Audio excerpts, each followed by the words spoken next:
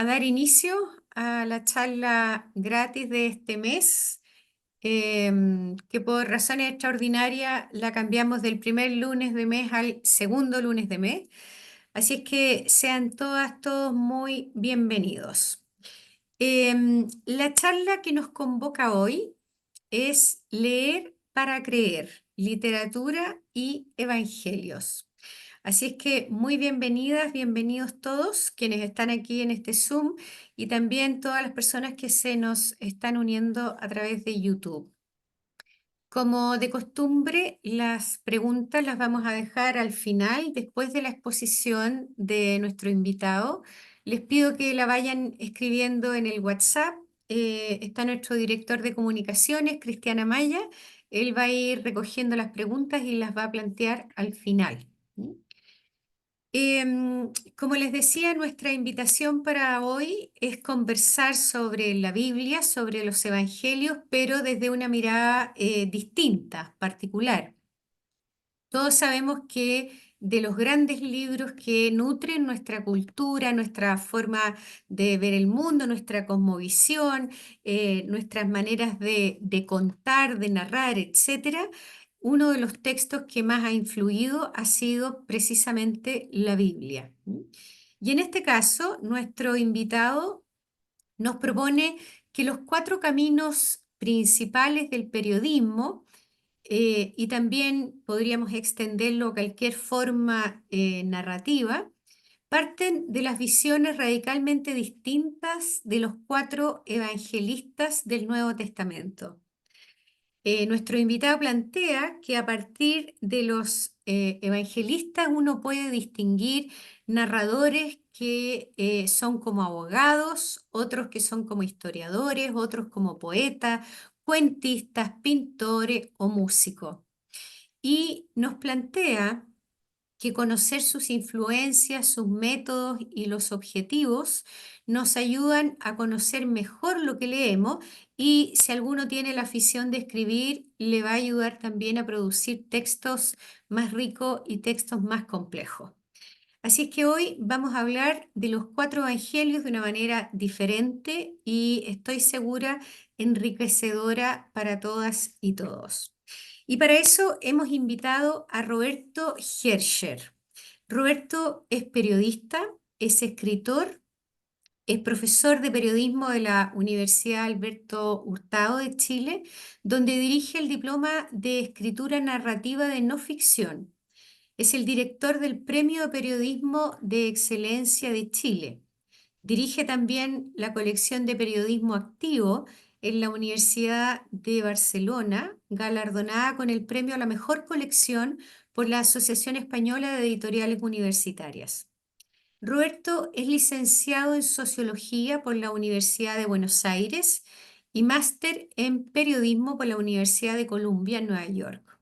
Es el representante para América Latina de la Asociación Internacional de Estudios del Periodismo Literario.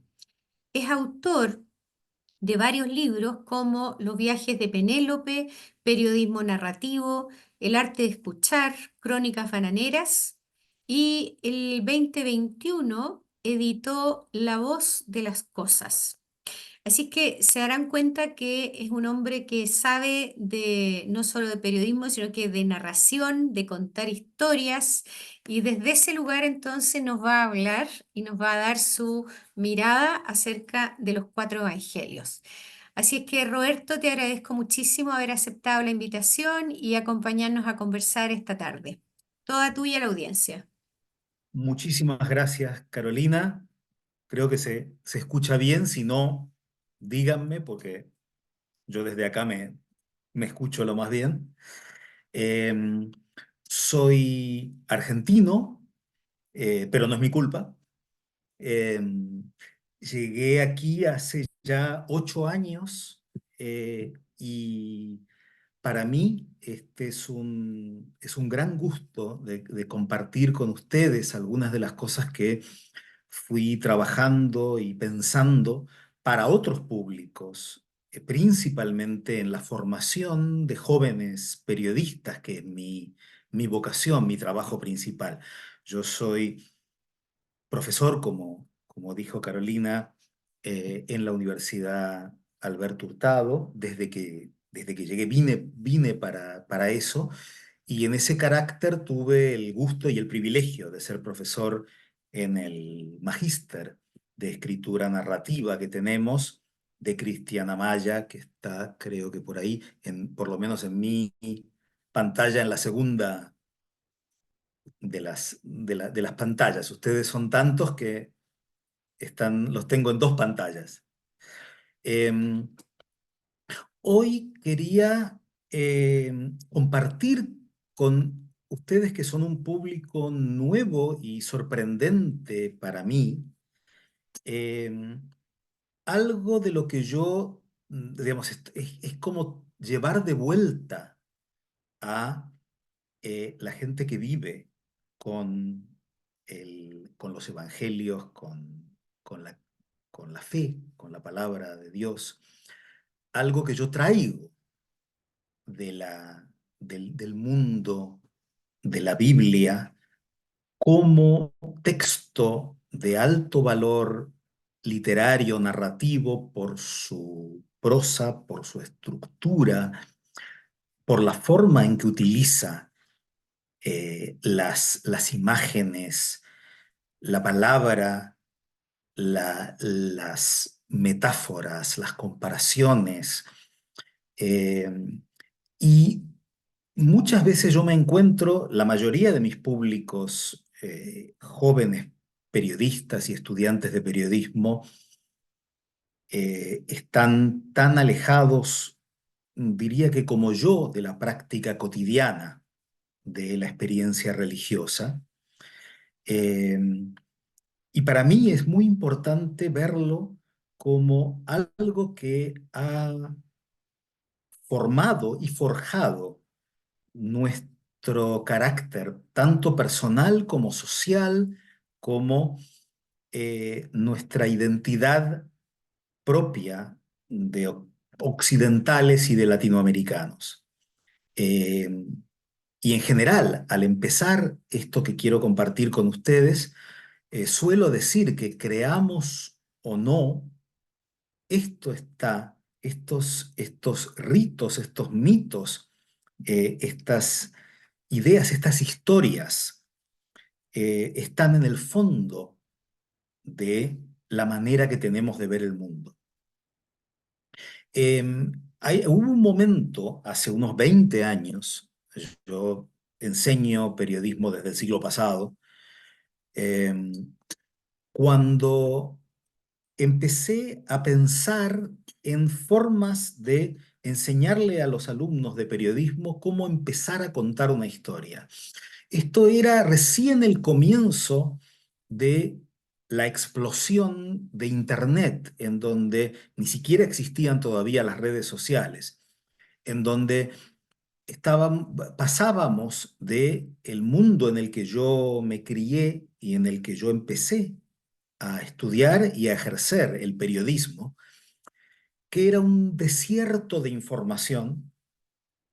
Había muy poco, había muy pocos lugares en donde nos enterábamos de qué pasaba y teníamos acceso a ideas más allá de nuestro entorno, de nuestra familia y nuestros amigos, de opiniones sobre aquello que pasaba en el mundo y en nuestros países.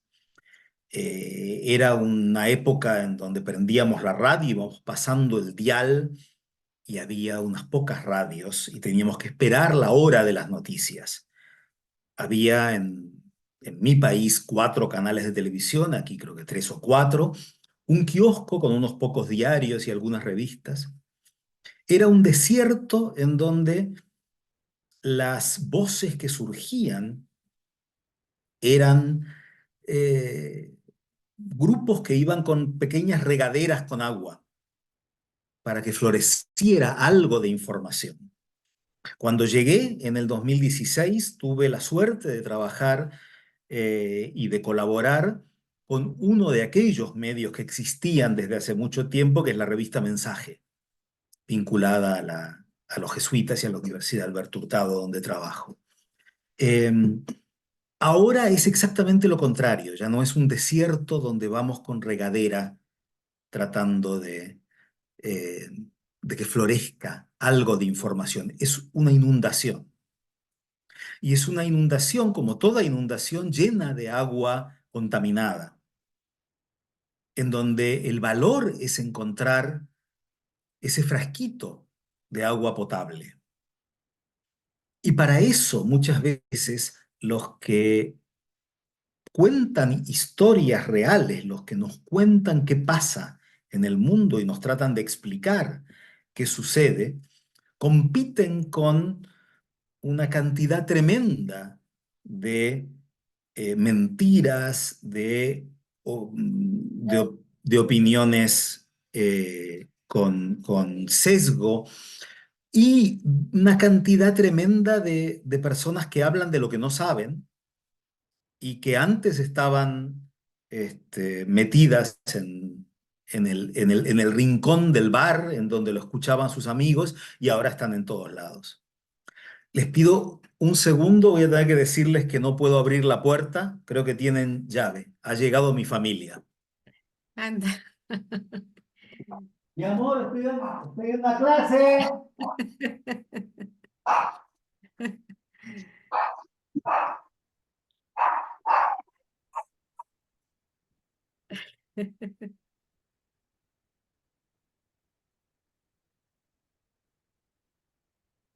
Ay, hoy. Ya está. Familia La con niña, perro y todo. sí, el perro se alegra mucho. Ya, Es dale. tremendo. La niña Laurita, salimos a las 7 de la mañana para ir a los Sagrados Corazones y termina gimnasia a las 6:30 de la tarde, está como 12 horas fuera, así que ahora está volviendo. Eh, entonces, de esa idea de cómo empezar a contar una historia para atrapar a la gente en un mundo en donde estamos rodeados de historias que nos llegan y de las que a veces sin terminar de leerlas ya nos las olvidamos, cómo eh, saber cómo empezar. Y yo les cuento que comencé a recordar las clases en el colegio mío eh, sobre las historias de los evangelios y dije, qué interesante esto. Yo recuerdo que cada una de las cuatro empezaba de una forma completamente distinta. ¿Por qué no tomar eso para trabajar formas de comenzar? Pero poco a poco, a medida, sobre todo a medida que fui aprendiendo de la forma en que aprende un profesor, que es escuchando a sus alumnos, me di cuenta que era muchísimo más que comienzos. Eh, Tomando no como en su verdad histórica quién pudo haber sido y cuándo y cómo se escribieron y se editaron y llegaron a la forma actual, lo que está plasmado en los cuatro evangelios que se leen actualmente, sino como si fueran historias que se están contando en este momento, como si fueran, como si existieran cuatro personas, como si fueran cuatro periodistas que siguen a un personaje fascinante de su época, Jesús, y deciden transmitir ese conocimiento y cada uno de una forma completamente distinta a los demás. Y eso es lo que empecé a hacer y me gustó mucho cómo gente que venía de tradiciones muy distintas, para algunos de estos alumnos esto era, digamos, se criaron en familias donde estas historias estaban completamente ausentes, fueron a colegios donde tampoco tenían esto y de repente se encontraron con historias que son apasionantes como tales. En otros casos, para mí fue muy interesante, muchos de los que tuve como alumnos que tenían un conocimiento pormenorizado de algunos de los detalles de estas historias eran los que tenían una participación en grupos evangélicos. Debo decir, más que en muchos casos los que venían de una formación católica. Eh, y por eso quiero compartir con ustedes esto y a partir de esto ver de qué manera estas cuatro historias y sobre todo los comienzos, los textos que son muy relevantes antes de empezar a contar la historia sagrada, eh, nos presentan cuatro actitudes y cuatro formas de pensar en por qué, para quién y por lo tanto de qué manera contamos una historia que nos mueve, que nos toca. Voy a empezar a compartir y también si tienen, yo creo que en estos encuentros la idea es que vengan al final las preguntas, pero si son cosas, yo les pido también que si son cosas que no se entienden o que tienen algo eh, muy, muy urgente que decir, yo no tengo ningún problema en que me interrumpan. Yo, digamos, tal vez por los años de ser profesor, sabré cómo volver a encontrar el camino. Voy a compartir eh, y voy a abrir esto.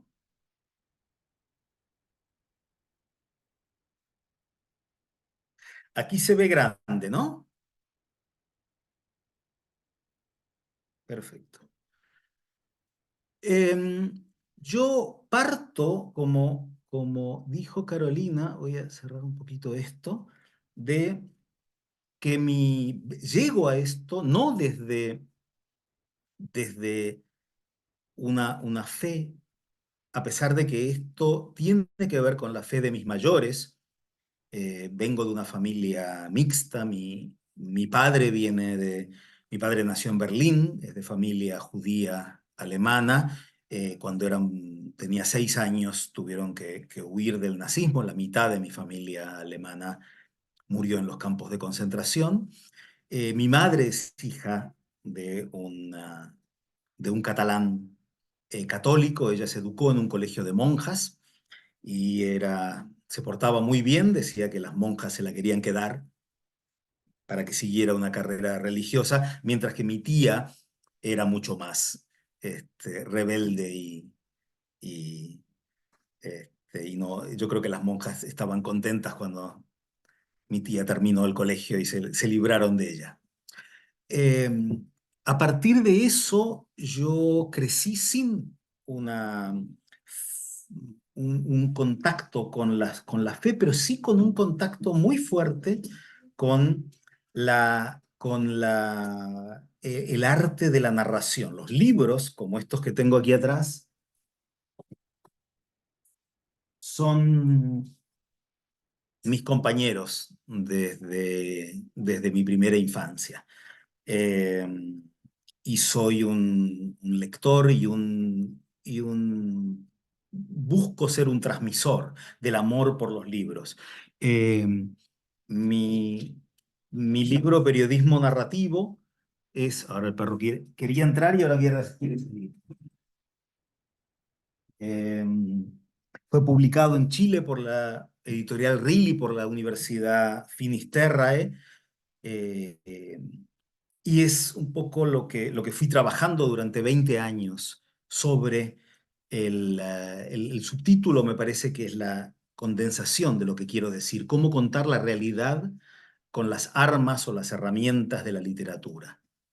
Eh, el, eh, la idea de cómo contar historias y cómo enseñar a otros cómo contarlas es lo que me ha movido siempre. Por eso me pareció desde hace mucho tiempo que uno de los textos de mis mayores, de la parte judía de mi familia, eh, me, me hizo resonar esta extrañeza de que existiera entre todas las religiones una que no cuenta su historia de una vez y para siempre, solo una vez.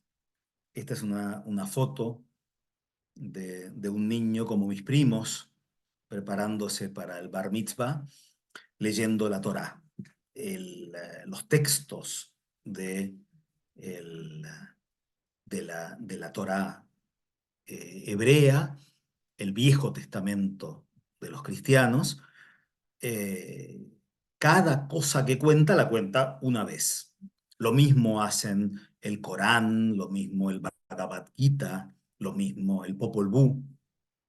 Y sin embargo, existe una religión, pero extendida y con muchas ramificaciones, que de alguna manera ha terminado con un comienzo único, que es, uno abre la Biblia, bueno, ustedes lo saben, y comienza a contar la historia de Jesús eh, y sus discípulos. Empiezan de distinta manera, pero digamos, al menos tres de los cuatro dicen algo sobre su nacimiento, sobre su infancia, sobre su crecimiento y el momento en donde se convierte en líder de un grupo, es perseguido, es enjuiciado, eh, es condenado, es ajusticiado y, eh, y vuelve y está aquí. ¿Por qué? Y cuando termina, digamos, esta historia, para quien no la conocía, cuando lee el Evangelio de San Mateo, tiene lo básico de lo que sucedió. Hay otras cosas que están en los otros tres, pero ya está contada la historia. Y sin embargo, comienza nuevamente a contarse la historia. Hay un spoiler, obviamente, y si ustedes se imaginan que hay alguien que no conocía esta historia, cuando empieza a leer a Lucas, a Marcos, a Juan, ya sabe lo que pasó. Y es con algunas variantes que se va contando. Es cierto que había muchas más. Es cierto que esta es una religión de una historia, de una buena nueva que fue compartida por muchos, con distintas sensibilidades. Cada uno se acerca desde otro lado y para distintos públicos. Eh, por eso me pareció interesante ver qué es lo que quería y en qué estaba cada uno. Yo saqué estos textos son de hay varias traducciones al español. Yo solía usar una, pero me puse a trabajar estas semanas en algo para ustedes y quise hacer, digamos, de la que estaba usando antiguamente, me acerqué a me parece que es una más moderna, de la Conferencia Episcopal Española. Em, Hay algo que tiene que ver, yo creo, con este éxito de el llegar a pueblos distintos con la creencia de un pueblo. Y yo creo que tal vez, y esa es un poco mi teoría, la variedad de sensibilidades expresadas por los cuatro evangelios, la amplitud de visiones y la flexibilidad para acercarse a distintos públicos contando de distinta manera la historia, es parte de lo que ha hecho que llegue a personas muy distintas. Uno puede encontrar cristianos muy distintos y que cada uno dice, ¿y usted por qué? Vienen de distintos lados. Y yo creo que es algo que no tienen otras fes, y tal vez tiene que ver con esa pervivencia de esta religión en particular. Em, por eso quería compartir con ustedes esos comienzos. En cada uno puse en itálica o yo creo que en Chile lo llaman ¿cómo se llama cuando la letra Cursiva, en en cursiva. cursiva? En cursiva, eso tan importante que es la introducción, radicalmente distinta en los cuatro, y después, a partir de esa introducción, hace que el comienzo de la historia vaya en consonancia con cada una de esas introducciones. Eh, yo les suelo leer este comienzo de San Mateo a los estudiantes de periodismo y les digo, imagínense que ustedes se van a una revista importante o a una editorial para publicar su libro. Ustedes van a contar una historia y este es el comienzo del manuscrito que llevan a la editorial. Comienzo del Evangelio según San Mateo, libro del origen de Jesucristo, hijo de David, hijo de Abraham. Abraham engendró a Isaac, Isaac engendró a Jacob, Jacob engendró a Judá y sus hermanos, Judá engendró a Tamar, a Fares y a Sara, Fares engendró a Esrón, Esrón a Arán, Arán a Minabad. Llegamos a el rey David, y el rey David de la mujer de Urías engendró a Salomón, Salomón engendró a Roboán, etcétera, etcétera, etcétera. Y Josías engendró a Jeconías y a sus hermanos cuando el destierro de Babilonia, y después del destierro de Babilonia, Jeconías engendró a Salatiel, Salatiel a Zorobabel, Zorobabel a Abiud, etcétera, etcétera, etcétera. Y Matán engendró a Jacob y Jacob a José, el esposo de María, de la cual nació Jesús, llamado Cristo. Así termina esta introducción. Las generaciones desde Abraham a David fueron en total 14, desde David hasta la deportación a Babilonia 14 y desde la deportación a Babilonia hasta Cristo 14. Yo digamos, esto sobre todo en clases presenciales, estamos todos alrededor en el aula y les digo, ¿por qué les parece? ¿Qué pasa por la cabeza de San Mateo suponiendo que es un, digamos, imaginémoslo como un señor de barba, como las retratos de los evangelistas que a mí más me gustan, que son los del Greco? Eh, ¿Por qué? ¿Por qué comienza así? ¿No? Entonces, muchas veces de la discusión terminamos con que no está contando una historia, sino que nos está convenciendo de un argumento. Eh, todo esto, todos estos engendró, no es falta de vocabulario de que sea siempre el mismo verbo. Es que aquí hay un objetivo. El objetivo es convencer. Y para mí es muy interesante cómo, y esto, digamos, lo han dicho también los exégetas y los estudiosos de dónde viene este texto. Este texto es absolutamente incomprensible si no pensamos que está dirigido precisamente a los judíos.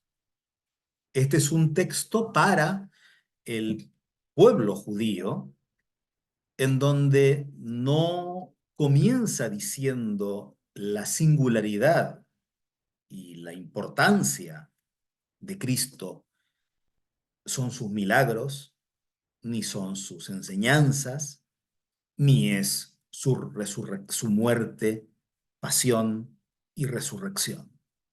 Es su linaje. Yo viví 18 años en un reino, el reino de España. Eh, el jefe de Estado de España, como el jefe de Estado de Inglaterra, o el de Bélgica, o el de la mitad de los países de Europa Occidental, que son reinos, y también Tailandia, y también Japón. Es alguien que está ahí porque engendró y engendró y engendró. Es el hijo y el nieto y el bisnieto del rey anterior. Esto es la presentación de Jesús como rey de los judíos. Y no como un rey más, sino como uno de los grandes. A pesar de que nació pobre de solemnidad en Belén, y en unas condiciones muy distintas del nacimiento de un rey, lo que intenta el que llamamos San Mateo es como si estuviera en un juicio y como si hubiera en un ruido otros candidatos a ser el Mesías. Él dice, no, este es el mero mero, este es el que le toca. ¿Por qué? Porque viene de la línea, del linaje de los hijos de, de los que eran al mismo tiempo reyes y líderes religiosos del pueblo judío. Eh, por eso empieza con el fundador de la religión, con Abraham, y tiene un número doblemente mágico. 7 es el número cabalístico, y estos son 12 generaciones que llevan a un momento central, que es el rey David. Otras 12 generaciones que llegan a otro momento fundamental, que es cuando fueron esclavos en Babilonia. Y se cumplen 14 generaciones más, y entonces llega otro momento fundamental, en donde para un pueblo y una religión patrilineal, curiosamente, en este caso, digamos, algunos de los que no están familiarizados con el Evangelio, les parece extraño que esta línea no termine en María, sino que termina en San José. Eh, y entonces, a mí me parece interesante de qué manera empieza desde ahí a contar la historia. Eh, el, eh, la gestación, acá dice generación, yo creo que es como un sinónimo antiguo de gestación de Jesús, fue de esta manera. María, su madre, estaba desposada con José, y antes de vivir juntos resulta que ella esperaba un hijo por obra del Espíritu Santo. José, su esposo, como era justo y no quería difamarla, decidió repudiarla en privado, pero apenas había tomado esta resolución, se le apareció en sueños un ángel del Señor que le dijo: José, hijo de David, no temas acoger a María, tu mujer, porque la criatura que hay en ella viene del Espíritu Santo.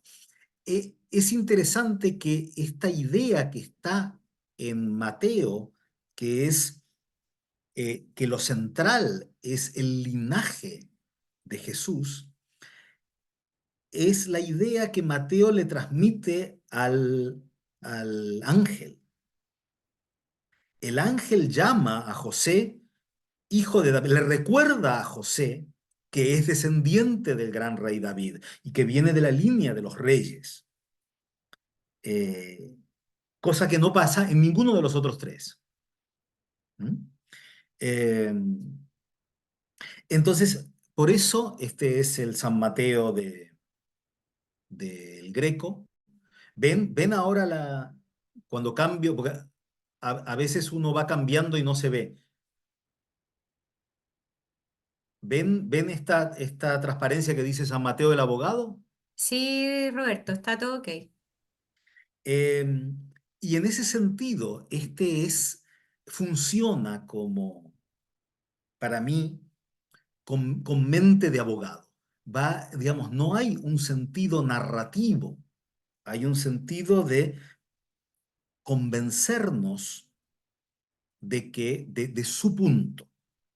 Él es el defensor de la justicia de que Jesús sea el rey de los judíos, y el que le toca guiar al pueblo en su nueva etapa, una vez que ha llegado el Mesías, que es el mismo.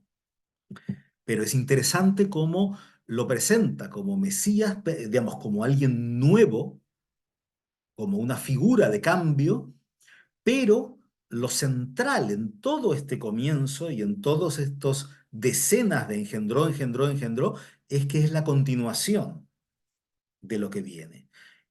Así funciona muchas de las películas de Hollywood, muchas de las novelas que leemos. El tema de, digamos, este es exactamente el argumento del Rey León. El pequeño Simba le toca reinar porque es el hijo del rey legítimo. Y entonces tiene que luchar y tiene que ganarse aliados y tiene que demostrar su inteligencia y su coraje. Pero el linaje es el que el que lo coloca allí, ¿no? Hay muchísimas historias que tienen que ver con esto. Yo soy un loco de la ópera. Hay un personaje que me parece fascinante y que en algo me parece paralelo a esto, que es Aída. Aída es esclava en Egipto, es una esclava etíope, y sin embargo, ella sabe y además está convencida de que no solamente le toca ser la reina, porque está enamorada de Radamés, el gran guerrero, y él está enamorado de ella, sino que ella viene del linaje de reyes. Ella es la hija del rey de Etiopía. Eh, esto tiene que ver con una idea del linaje antiguo, pero que yo creo que todavía sigue funcionando en historias del presente. Muy distinto es el comienzo de Lucas. Este es el breve inicio, pero que tiene muchísima información. Así empieza el Evangelio según San Lucas. Puesto que muchos han emprendido la tarea de componer un relato de los hechos que se han cumplido entre nosotros, como nos lo transmitieron los que fueron desde el principio testigos oculares y servidores de la palabra, también yo he resuelto escribírtelos por orden, ilustre Teófilo, que era en ese momento el sucesor de Caifás, el gran rabino, después de investigarlo todo diligentemente desde el principio, para que conozcas la solidez de las enseñanzas que has recibido. Y después de ese comienzo empieza no la historia desde el momento en que el ángel visita a José, sino el ángel que visita a Zacarías, que a los jóvenes estudiantes de periodismo muchas veces le tengo que decir que Zacarías e Isabel eran los padres de Juan el Bautista. A ustedes seguramente no tengo que decírselo. Entonces se va todavía más atrás.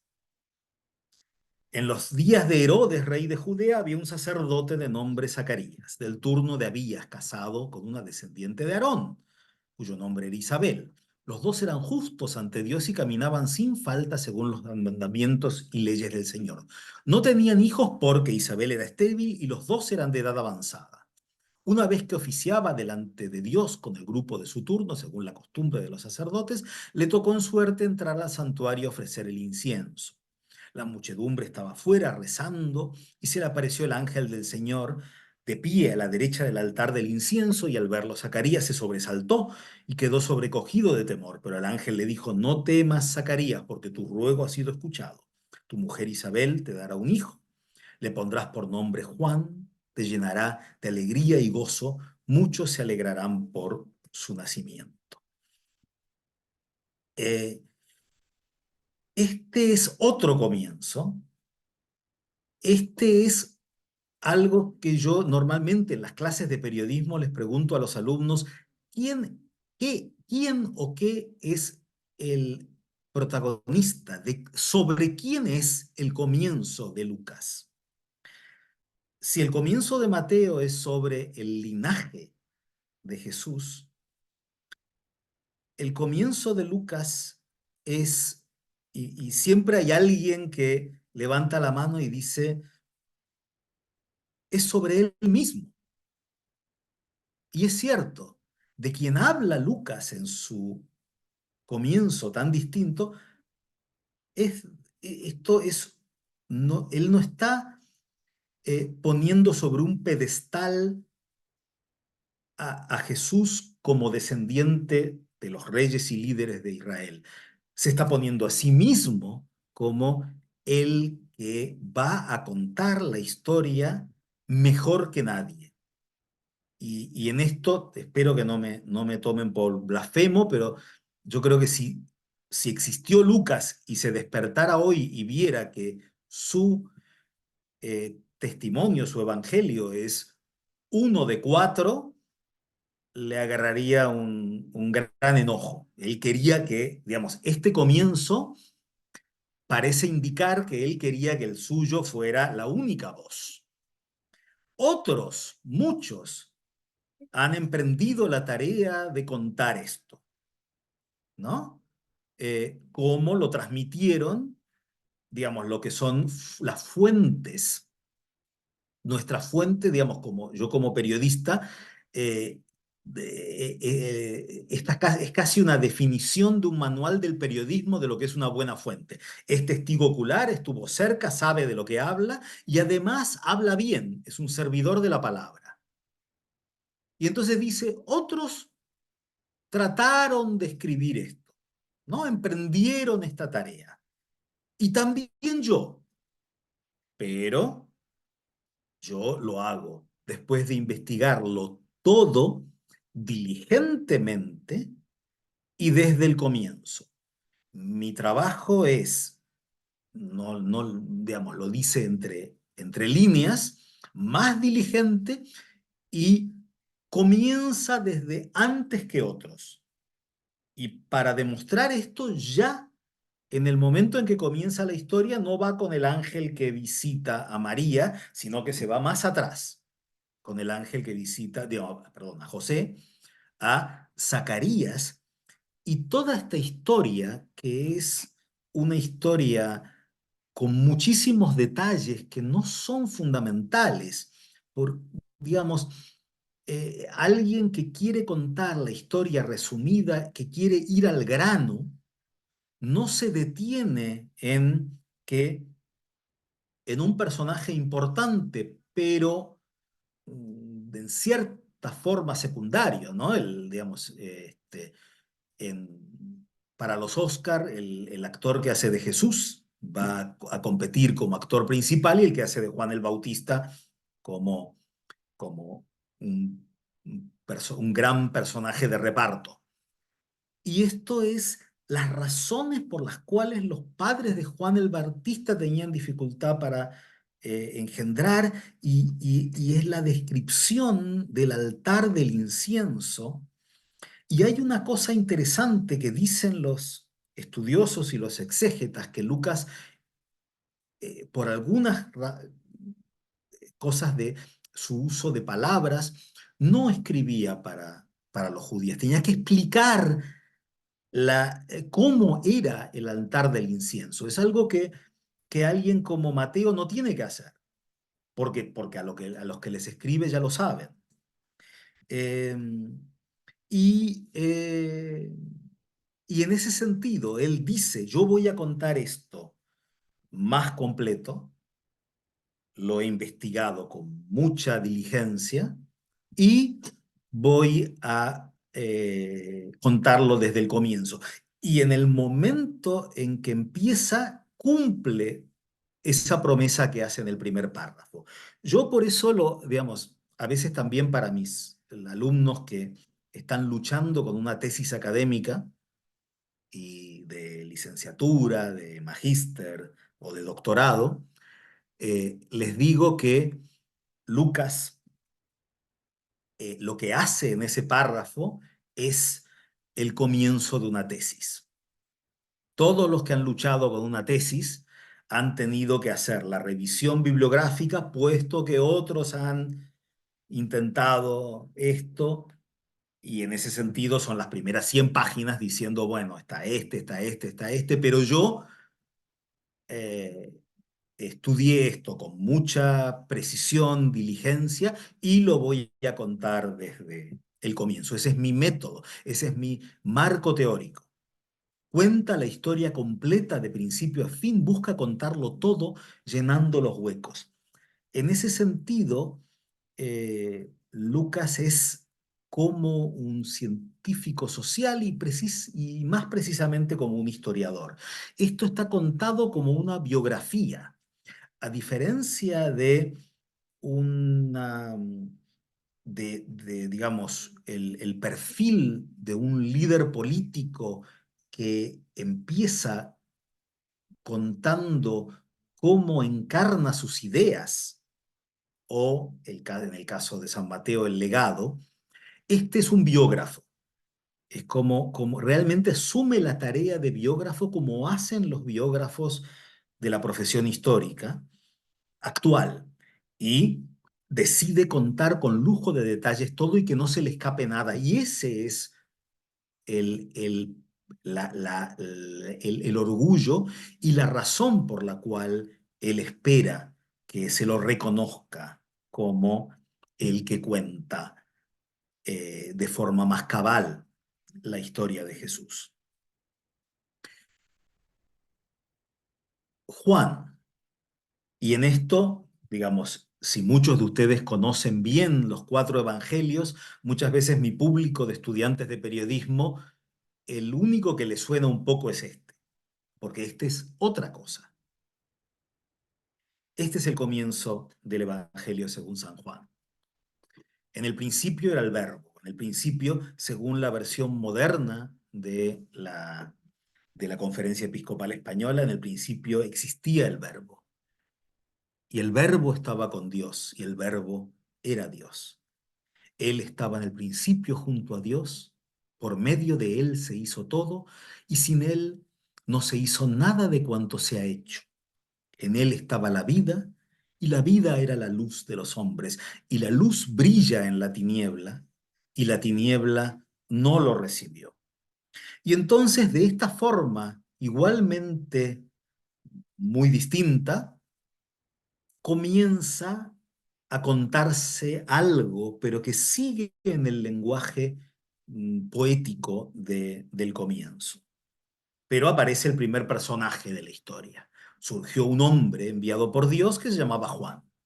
Este venía como testigo para dar testimonio de la luz, para que todos creyeran por medio de él. No era la luz, sino que daba testimonio de la luz.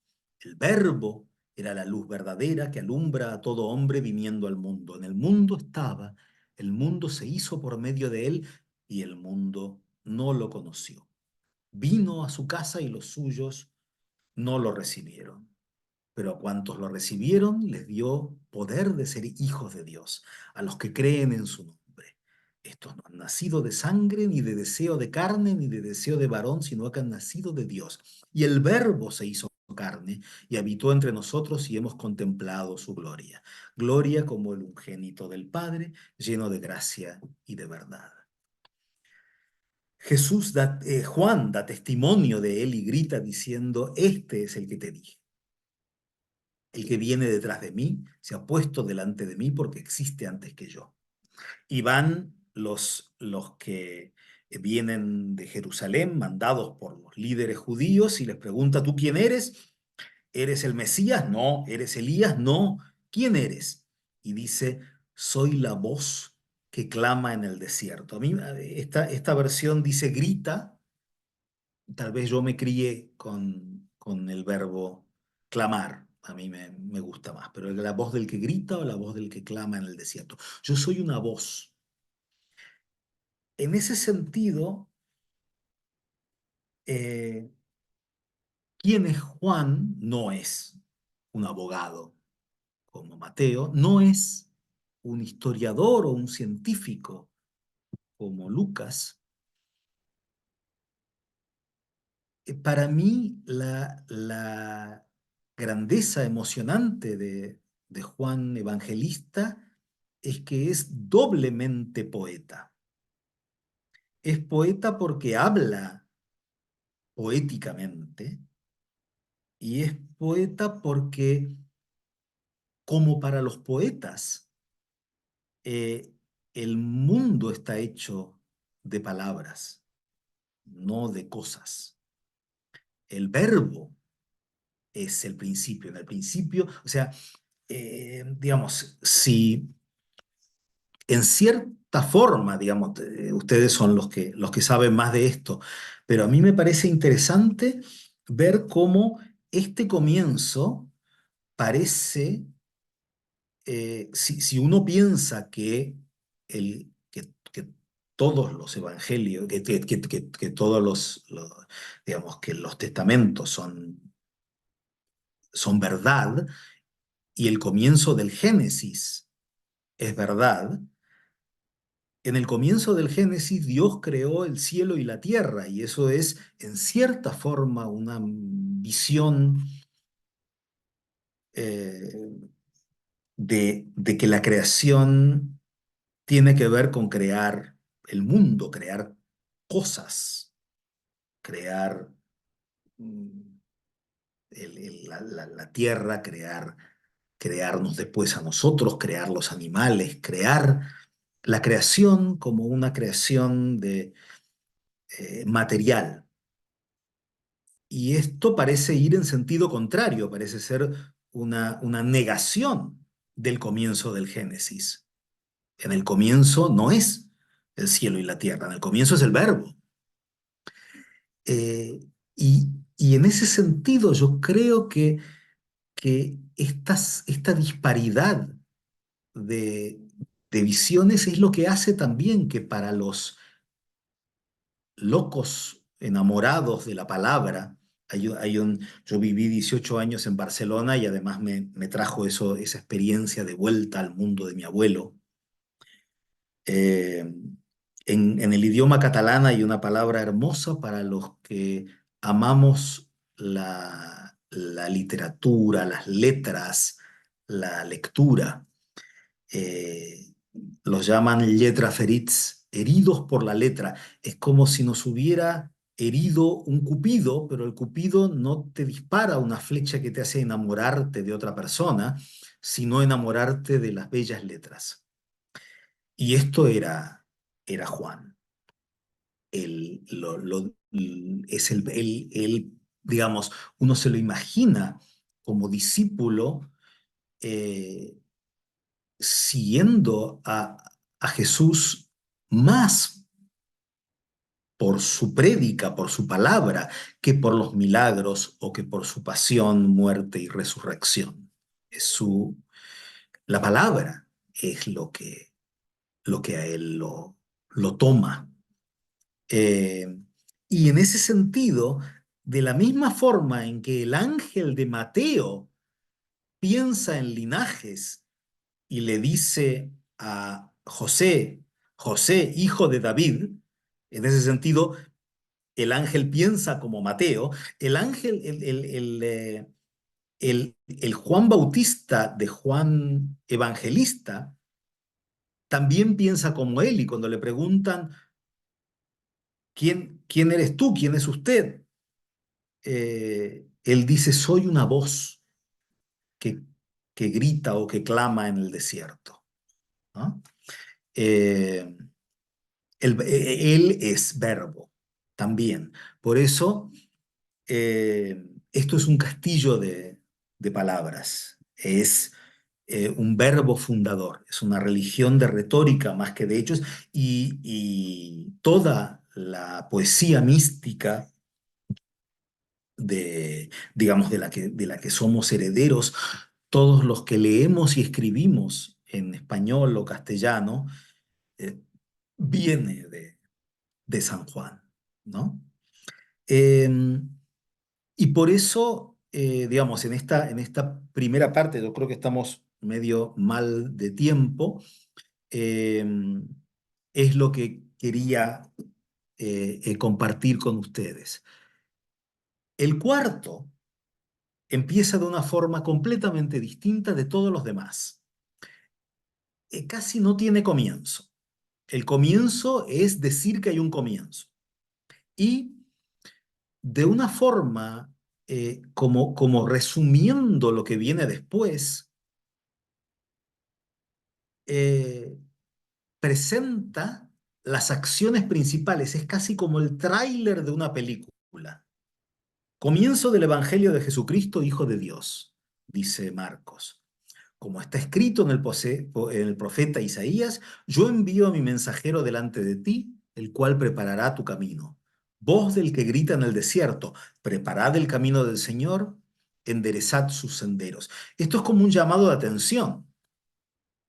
Y esto solo, uno dice, ¿qué es esto? ¿Qué va a pasar aquí? Nos llama, nos grita, nos clama, y empieza directamente ya en la tercera línea la historia. Se abre el telón y aparece Juan el Bautista en el desierto, bautizando y predicando un bautismo de conversión para el perdón de los pecados. Acudía a él toda la región de Judea y toda la gente de Jerusalén. Él los bautizaba en el río Jordán y confesaban sus pecados. Y dice, Juan iba vestido de piel de camello, con una correa de cuero a la cintura y se alimentaba de saltamontes y miel silvestre. Y proclamaba, detrás de mí viene el que es más fuerte que yo y no merezco agacharme a desatarle la correa de sus sandalias. Yo os he bautizado con agua, pero él os bautizará con Espíritu Santo. Y en ese momento empiezan a sucederse los acontecimientos. Sucedió que por aquellos días llegó Jesús desde Nazaret a Galilea y fue bautizado por Juan en el Jordán. Apenas salió del agua, vio rasgarse los cielos y el Espíritu que bajaba hacia él como una paloma. Se oyó una voz desde los cielos: Tú eres mi Hijo amado, en ti me complazco. A continuación el Espíritu lo empujó al desierto. Se quedó en el desierto 40 días siendo tentado por Satanás. Vivía con las fieras y los ángeles lo servían. Después de que Juan fue entregado, ustedes ya saben que Juan terminó muy mal en una bandeja de plata por pedido de Salomé. Jesús se marchó a Galilea a proclamar el Evangelio de Dios. Decía, se ha cumplido el tiempo y está cerca el reino de Dios. Convertíos y creed en el Evangelio. Pasando junto al mar de Galilea, vio a Simón y Andrés, el hermano de Simón, echando las redes en el mar, pues eran pescadores. Y Jesús les dijo, venid en pos de mí, os haré pescadores de hombres. E inmediatamente dejaron las redes y lo siguieron. Y sigue esta otra forma, esta cuarta forma de contar. Este no es un abogado como Mateo, no es un historiador como Lucas, aunque cuenta historias, pero la cuenta de una forma muy distinta. Y no es un poeta, sino, para mí, este es un narrador. Los cuatro tienen formas de narradores, pero este en particular siento que tiene muchas de las cosas que tienen los que cuentan historias, ya sea en libros, en ficciones, en reportajes con valor literario, en películas, en documentales, en podcasts. Hay algo de los guionistas de Netflix que ya estaba en San Marcos. En primer lugar, comienza no desde, o sea, su objetivo, a diferencia de Mateo, no es convencer, tampoco es darnos sus ideas o sus visiones como Juan, y tampoco, como es el objetivo de Lucas, es, digamos, decirnos que va a contarnos todo desde el comienzo y empieza desde el puro principio. Esto empieza en la mitad. Marcos no cuenta el nacimiento de Jesús, no cuenta los Reyes Magos, no, no, no. Para él, la historia comienza exactamente en donde comienza la película bíblica con la que yo crecí como niño. Yo creo que cada generación tiene su película bíblica y la mía, yo crecí a finales de los 60, pero principalmente en los años 70, y mi película de Semana Santa era Jesús de Nazaret de Franco Sefirelli. Y, y empieza así, ¿no? Está Juan Bautista en el Jordán y eh, bautizando, echándole agua y de repente viene uno, pasa otro y de repente levanta la cabeza Robert Powell, el Jesús de Sefirelli. Y uno desde su butaca del cine dice, es ese es, ¿no? ¿Qué es lo que hace este comienzo? Este comienzo tiene una sagacidad literaria, porque en vez de presentarte al personaje, te presenta a un personaje interesante que dice algo que uno no espera. La gente viaja de todos lados, meses, para que los bautice Juan. Juan es al que vienen a ver. Y cuando habla, Juan dice, ustedes vienen a mí, pero yo no soy. Detrás de mí viene el que es más fuerte que yo. Y lo explica de una forma fascinante. Yo llevaba años usando este texto hasta que finalmente me di cuenta de qué hace el San Marcos o quien haya escrito en nombre de San Marcos, que es eh, describir una escena que apela a los sentidos, pero que nunca existió ni existirá.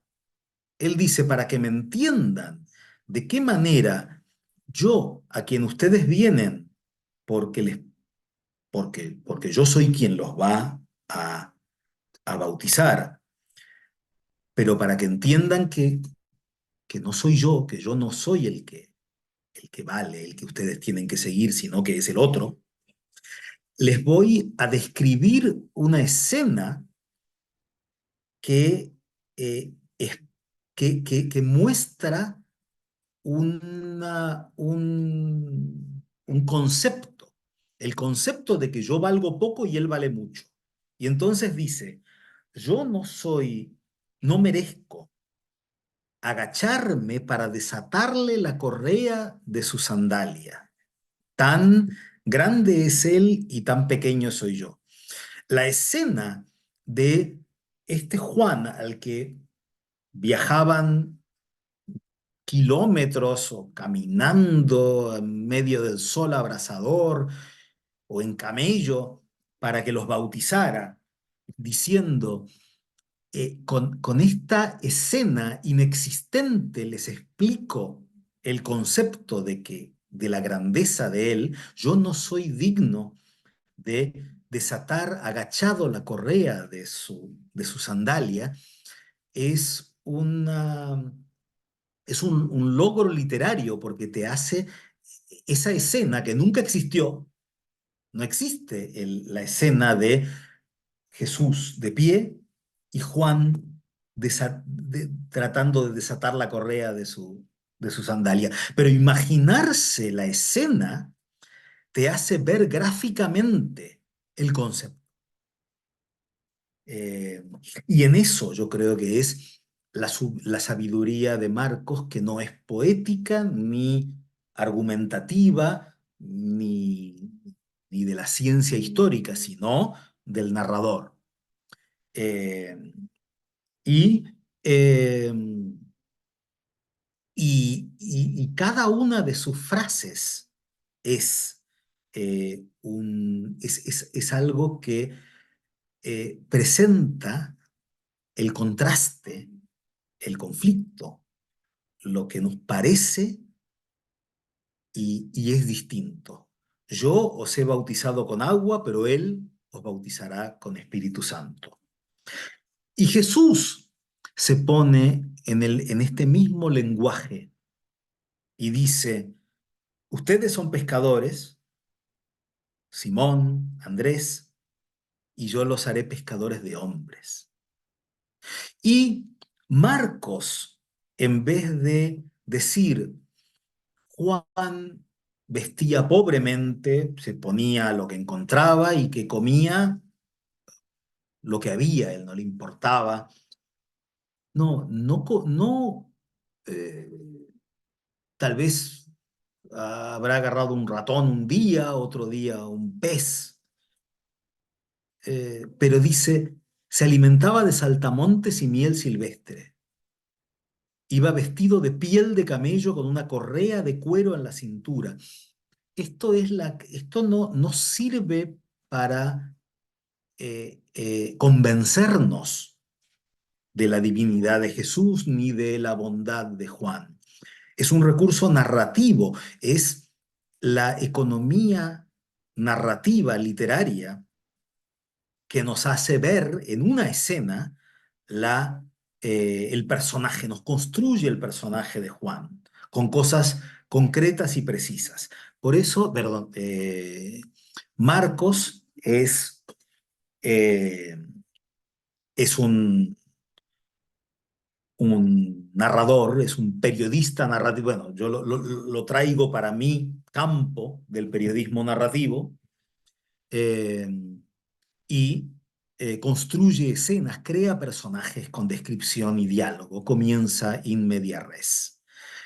Como tengo, yo creo que ya se me va el tiempo, me voy a ir al final de esto porque esto está, eh, a por qué me parece que que para mi público original de esta charla, que es los que quieren contar historias y los que les quieren entender la estrategia de los contadores de historias, yo al principio, cuando empecé con esto de los comienzos, yo tenía una predilección por Marcos. Este último Marcos decía, este es de los nuestros, los periodistas tenemos que tener a Marcos como nuestro santo patrono y los otros no. Y sin embargo, cada vez que vuelvo a esta historia, yo pienso que no, que todos tienen un porqué.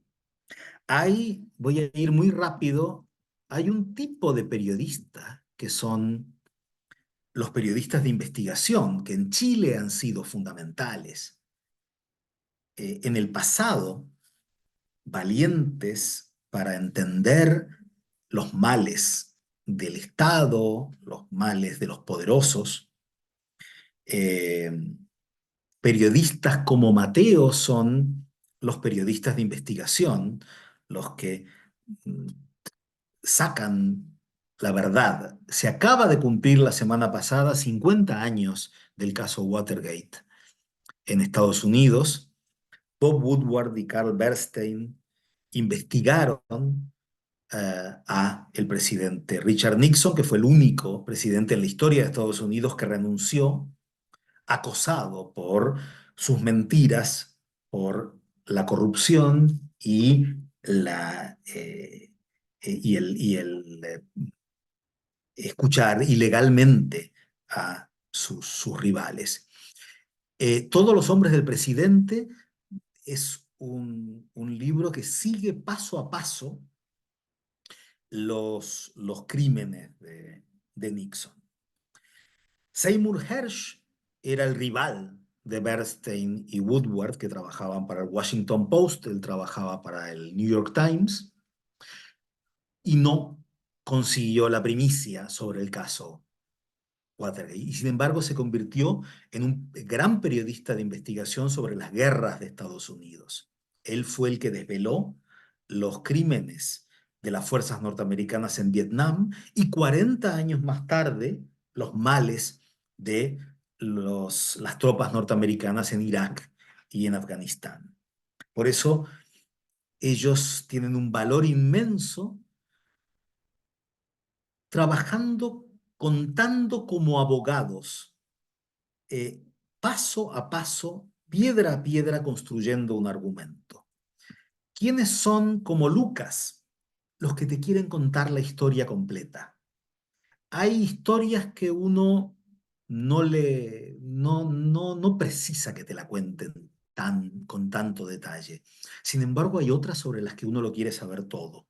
Yo, de los muchos libros excesivos que me encantan, está la biografía que escribió el gran periodista norteamericano John Lee Anderson sobre el Che Guevara, y uno, como personaje fascinante, uno quiere saber muchas cosas del Che Guevara.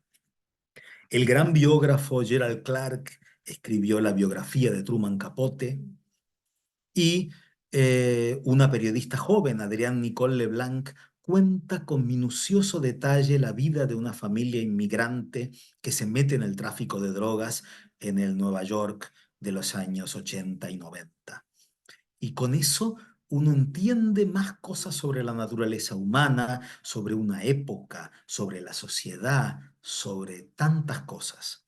En ese sentido, el meterse a fondo y contarlo todo como Lucas es el camino de otros, y que para ciertos temas también funciona. Como Juan, eh, yo aquí elijo a tres de mis escritores preferidos.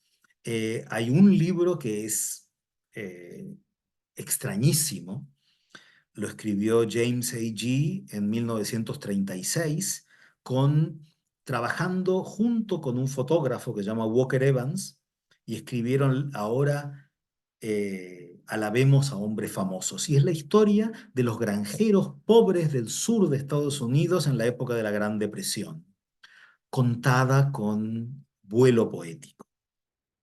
Charles Bowden es un periodista de la frontera, un investigador de los crímenes en la frontera entre Estados Unidos y México. Ciudad del crimen, Murder City, es Ciudad Juárez en México, y es eh, una forma descarnada de contar el mal poéticamente. Y uno de los tantos libros de Alberto Fuguet, que es uno de mis escritores chilenos preferidos, Missing, es la historia de su tío que desapareció, se escapó de su familia y se fue a vivir el sueño norteamericano, y él se fue a buscarlo a Estados Unidos. Y en el momento en que empieza a hablar el tío, eh, este es el libro Missing con el que yo descubrí que se puede contar de otra manera los testimonios de las personas. Nadie habla en prosa, tampoco hablamos en verso, hablamos en habladez.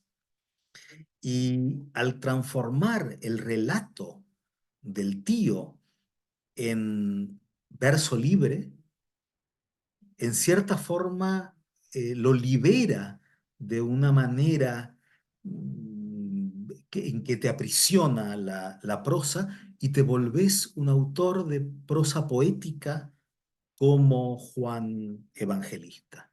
Y como los muchos periodistas que son como Marcos, solo les menciono cuatro de mis preferidos: la mexicana Elena Poniatowska, el inglés George Orwell, la italiana Oriana Fallaci y el polaco Richard Kapuscinski. Cada uno de ellos, un poco como San Marcos, cuentan algo para que a partir de los detalles, de los hechos, de la creación de personajes, de los diálogos que muestran de la misma forma en que hace Marcos con Juan, uno lo escucha y no te transmite información, sino que se construye como personaje, y es como si lo conocieras. Eh, y esto es lo que hacen en cierta forma ellos y tantos otros. Eh, Tenía otra parte donde estamos mal de tiempo, y quería que hubiera eh, preguntas, comentarios, críticas. Entonces, si da tiempo, tengo cuatro formas de contar la historia de América Latina, que siguen a estos cuatro. pero, pero como veo que estamos digamos, me pasé del tiempo que me dio Carolina, paro acá y El tiempo es nuestro verdugo, Roberto. ¿Ah? Nos entretuvimos y nos queda mucho dando vuelta en la cabeza para mirar los evangelios desde otro lugar, de otra manera. Y también creo que nos queda el desafío de leer la prensa de otra manera. ¿Ah? Entonces ahora a leer la prensa como Lucas, a identificar si es Juan, si es Mateo, etcétera. ¿Ah? Lamentablemente no nos va a dar tiempo a hacer preguntas, pero te quiero agradecer, Roberto, por esta mirada original, distinta, novedosa, que nos deja pensando y dando vuelta y valorando también el trabajo de ese Marcos, Mateo, Lucas, Juan y todos los que estuvieron involucrados en la escritura, que sabemos que no fue solo uno. ¿M? Así es que un millón de gracias, Roberto, por todo lo que nos dejas pensando. Y a cada uno de ustedes quiero darle las gracias por haber estado aquí, por haber participado y quiero dejarlos invitados para el próximo curso que empieza en la Fundación el próximo martes 20 a las 19 horas con el tema La fuerza de la vulnerabilidad con el profesor Marcelo Mobarek. Es un curso muy interesante que va a sacarle punta a nuestra vulnerabilidad en un contexto histórico, en una sociedad donde lo que cuenta es el exitismo, el triunfo, etcétera. Entonces, todos invitados a la fuerza en la vulnerabilidad los días martes a partir del próximo martes 20 con Marcelo Mobarek a las 19 horas. Y a todos los demás, gracias por haber participado, por haber estado en la charla. Nuevamente, gracias Roberto. Y nos vemos el 2 de septiembre con una próxima charla de Fundación Un Camino. Muchas gracias y buenas noches.